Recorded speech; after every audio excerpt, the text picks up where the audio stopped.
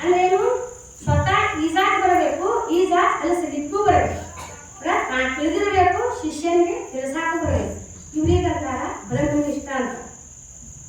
ಇಂಥ ಶ್ರೋತ್ರಿಯ ಬ್ರಹ್ಮನಿಷ್ಠ ಸದ್ಗುರುಗಳು ನಮ್ಗೆ ಏನ್ ಮಾಡ್ತಾರಂದ್ರ, ಅವರು ಹೊರಗಿನ ವಸ್ತುವಿನಿಂದ ಜ್ಞಾನ ಮಾಡ್ಕೊಡಂಗಿಲ್ರಿ. ಅವರು ನಮ್ಮೊಳಗಿರುವಂತ ಪರಮಾತ್ಮನನ್ನ ತೋರಿಸಿ ಆ ಪರಮಾತ್ಮನೇ ನೀ ಅಂತ ಹೇಳಿ ತಿಳಿಸಿಕೊಡ್ತಾರ. ಹೆಂಗಂದ್ರ ನಮ್ಮೊಳಗೆ ಪರಮಾತ್ಮ ಹೆಂಗದಾನಂದ್ರೆ, ಇವು ಶರೀರ ಮೂರದಾವ. ಇದು ಕಾಣುವಂತ ಶರೀರ, ಇದು ಸ್ಥೂಲ ಶರೀರ, ಇದು ಪಂಚೀಕೃತ ಪಂಚಮಹಾಭೂತಗಳು 25 ತತ್ವಗಳಿಂದ ನಿರ್ಮಾಣ ಆಗೈತಿ. ಇದು ತಯಾರಾಗೈತಿ. ಇದು ಅಪ್ಪಾಜಿ ಕವರ್. ಇದು ಒಳಗೊಂಡ ಶರೀರ ಐತಿ.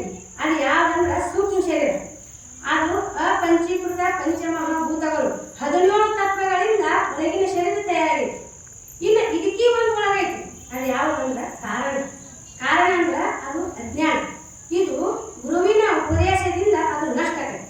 ಅಜ್ಞಾನ ಯಾವಾಗ ಆಟೋಮೆಟಿಕ್ ಅದು ನಷ್ಟ ಆಗುತ್ತೆ, ಜ್ಞಾನ ಆಕೈತಿ, ಅಜ್ಞಾನ ಆಟೋಮೆಟಿಕ್ ನಷ್ಟ ಆಗೈತಿ.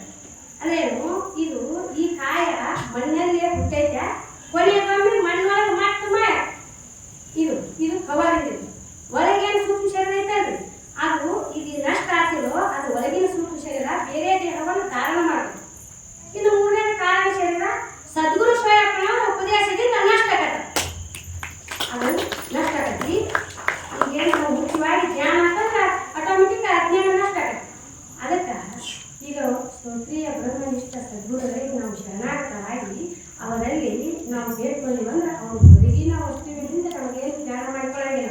ಇನ್ನು ಈ 3 ಶರೀರದೊಳಗ ಇನ್ನೊಬ್ಬ ಸಾಕ್ಷಿ. ಈ 3 ಶರೀರವನ್ನ ಎದುರಿಟ್ಟ ಅರಿವವನ್ನ ಸಾಕ್ಷಿ. ಆ ಸಾಕ್ಷಿನ ಚೈತನ್ಯ, ಆ ಚೈತನ್ಯ ಸ್ವರೂಪನೇ ನೀನು, ಆ ಆತ್ಮನೇ ನೀನು, ಆ ಪರಮಾತ್ಮನ ನೀ ಅಂತ ಹೇಳಿ ಶ್ರೋತ್ರಿಯ ಬ್ರಹ್ಮನಿಷ್ಠ ಸದ್ಗುರುಗಳು ನಮಗೆ ತಿಳಿಸಿಕೊಡ್ತಾರೆ.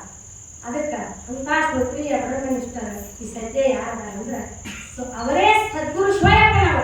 ಈಗ ಈ ಸದ್ಯ ಶ್ರೋತ್ರಿಯ ಬ್ರಹ್ಮನಿಷ್ಠ ಸದ್ಗುರುಗಳು ಅವರದ ಮುಖ್ಯವಾಗಿ ನಾವು ಅವರಿಗೆ ಶರಣಾಗತರಾಗುವುದು ಯೋಗ್ಯ. ಬನ್ನಿ, ಏನಾಗಿತ್ತಂದ್ರೆ ಅಲಕ್ಷ್ಯಾಂದ್ರ ಇವ ಹೆಂಗಂದ್ರ ಇವ ವಿಶ್ವವನ್ನೇ ಗೆದ್ದಿದ್ದನ್ರಿ. ಈ ವಿಶ್ವದೊಳಗ, ಈ ಜಗತ್ತದೊಳಗ ಅವ ದೊಡ್ಡ ಶ್ರೀಮಂತ. ಯಾರು? ಅಲಕ್ಷ್ಯಾಂದ್ರ. ಅವನ ಕೈಯಾಗಿರು ಸೇವಕ ಮತ್ತು ಅಲಕ್ಷ್ಯಾಂದ್ರ ಇಬ್ರು ಕೂಡಿ ರಸ್ತೆ ಒಳಗೆ ಸಂಚಾರ ಮಾಡ್ತಾ ಹೊಂಟಿರ್ತಾರೆ. ಅವಾಗ ಮುಂದ ಒಂದು ಸಣ್ಣ ಕುಟೀರ ಇರ್ತೈತಿ ರಸ್ತೆಯ ಪಕ್ಕದೊಳಗೆ. ಕುಟೀರ ಅಂದ್ರೇನು? ಒಂದು ಗುಡಿಸಲ. ಆ ಗುಡಿಸಲ ಪಕ್ಕದೊಳಗ ಈ ಅಲೆಕ್ಸಾಂಡರ್ನ ಗುರು ನಿಂತಿರ್ತಾನೆ. ಪಕ್ಕದೊಳಗೆ ನಿಂತಿರ್ತಾನೆ. ಅವ್ನು ಗುಡಿಸಲ ಗುಡಿಸಲದ ಮಗಲ ಅಲ್ಲ. ಅವಾಗ ಇವರಿಬ್ರು ಅಲೆಕ್ಸಾಂಡರ್ ಮತ್ತು ಅವನ ಸೇವಕ ಅಲ್ಲಿ ಹೋಗ್ತಾರ. ಅವಾಗ ಅಲೆಕ್ಸಾಂಡರ್ ಏನ್ ಮಾಡ್ತಾನಂದ್ರ ಕುದುರೆಯನ್ನು ಹತ್ತಿ ಹೊಂದಿರ್ತಾರೆ.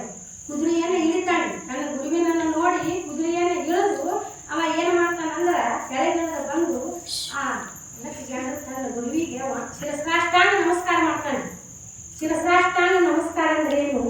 ಇದರ ಅರ್ಥ ಏನು? ಹಿಂಗಂದ್ರೆ ಏನಂದ್ರ 8 ಅಂಗಗಳನ್ನು ದಂಡದಂತೆ ನೆಲಕ್ಕೆ ಕೆಡವಿ ಮಾಡುವ ನಮಸ್ಕಾರಕ್ಕೆ ಶಿರಸಾಷ್ಟಾಂಗ ನಮಸ್ಕಾರ ಅಂತಾರೆ. ಈ ಸದ್ಯ ಇಂಥ ಶಿರಸಾಷ್ಟಾಂಗ ನಮಸ್ಕಾರ ನಾವು ಯಾರಿಗೆ ಮಾಡಬೇಕು? ಯಾರಿಗೆ ಮಾಡೋದು ಯೋಗ್ಯ ಅಂದ್ರ ಸದ್ಗುರು ಸ್ವಯಂನವರಿಗೆ ಮಾಡೋದು ಯೋಗ್ಯ. ಶಿರಸಾಷ್ಟಾಂಗ ನಮಸ್ಕಾರ ಮಾಡ್ತಾನು. ಅವ ಗುರು ಇವನನ್ನು ನೋಡಿದಾಗ ಹೋಗ್ಬಿಡ್ತಾನೆ. ಅವ ಹೆಂಗಿರ್ತಾನಂದ್ರ ಅವ ಹರಿತ ಅಡಿಗೆ ಹಾಕೊಂಡಿರ್ತಾನ. ಕೆರೆಯನ್ನ ಕೂದಲೆಲ್ಲ ಕೆರಳಿರ್ತಾವು. ಅವ ಇವನನ್ನು ನೋಡ್ಲಾಕ ಹೋಗ್ಬಿಡ್ತಾನೆ. ಅವಾಗ ಅವನ ಸೇವಕ ಇರ್ತಾನೆ, ಈ ರಾಜನ ಸೇವಕ, ಅಲೆಕ್ಸಾಂಡರ್ ಸೇವಕ. ಅವನ ಸಿಟ್ಟು ಬರ್ತೈತಿ. ಅವ ಏನಂತಾನಂದ್ರ, ಅಲ್ಲ ನೀವು ಅವ ಭಿಕ್ಷುಕಿನ ವೇಷದೊಳಗದಾನ ಗುರು, ಊರಿನ ಹೊಲಸದಾನ, ತೆರೆಯೆಲ್ಲ ಕೂದಲೆಲ್ಲ ಕೆರಳ್ಯಾವು ಅಂತವನಿಗೆ ಹೋಗಿ ನೀವು ದೀರ್ಘದಲ್ಲ ನಮಸ್ಕಾರ ಮಾಡಿದ್ರಿ. ಅವ ನಿಮ್ಮನ್ನ ಬಾಳಿ ನೋಡ್ಲಾರ್ದ ಹೋಗ್ಬಿಟ್ಟ ಅಂದ್ರ ನಿಮ್ಮ ಅಪ್ಪ ನಿಮ್ಮ ತಂದೆಯವರು ನಿನಗ ಶ್ರೇಷ್ಠವಾದ ಶರೀರವನ್ನು ಕೊಟ್ಟಾರ, ಅಂದವಾದ ಶರೀರವನ್ನು ಕೊಟ್ಟಾನ, ಮತ್ತು ಕ್ರೀಡಾಪಟಿ ಶ್ರೀಮಂತಿಗೆ ಸಂಪತ್ತನ್ನು ಕೊಟ್ಟಾನ.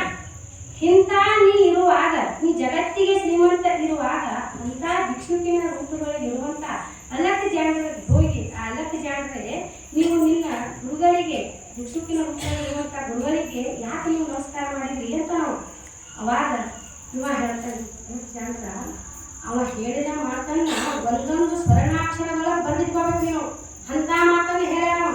ಏನು ಹೇಳ್ಯಾರಂದ್ರ, ನನ್ನ ತಂದೆ ನನಗೆ ಈ ಶರೀರವನ್ನು ಕೊಟ್ಟಾನ. ಈ ಶರೀರ ಒಂದು ದಿನ ಕ್ಷೀಣಕೈತಿ, ಇದು ಕ್ಷೀಣ ಆಗಿ ಹೋಗೈತಿ. ಮತ್ತು ಸಂಪತ್ತನ್ನು ಕೊಟ್ಟಾನ ಕರೆ ಅದು ಒಂದು ದಿನ ನಷ್ಟ ಆಗಿ ಹೋಗೈತಿ.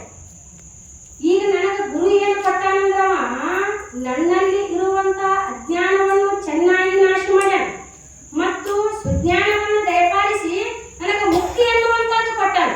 ಅದಕ್ಕೆ ನಾ ಅವನಿಗೆ ಸಾಷ್ಟಾಂಗ ನಮಸ್ಕಾರ ಮಾಡಿದೆಪ್ಪ.